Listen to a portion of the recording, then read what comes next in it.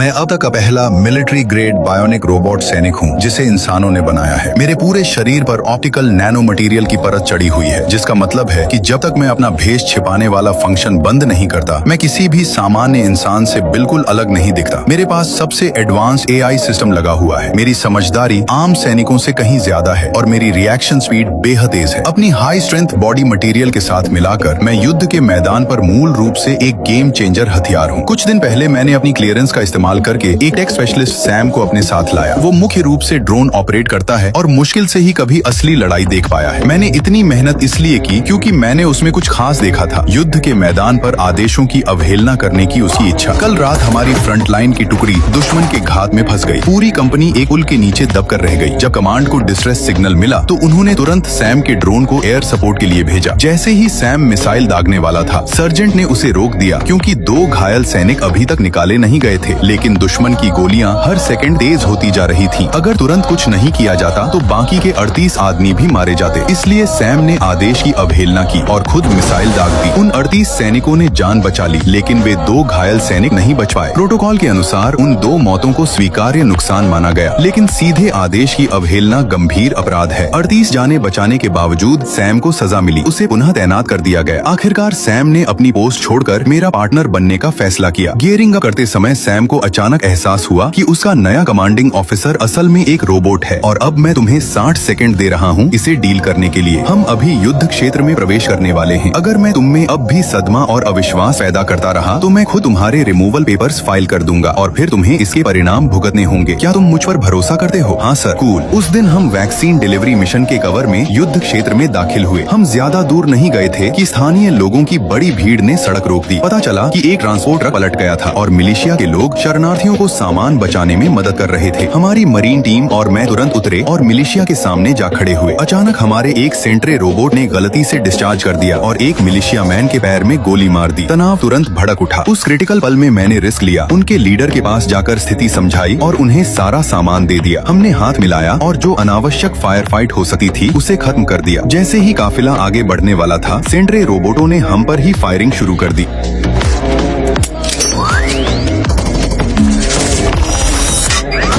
छतों पर छिपे दुश्मन लड़ाकों ने भी गोलीबारी शुरू कर दी। सेंट्रे रोबोटों ने तुरंत जवाबी फायर किया और सपोर्टिव फायर दिया। उनकी कवर में आखिरकार मैं वैक्सीन को सुरक्षित रूप से अस्पताल तक पहुंचा सका।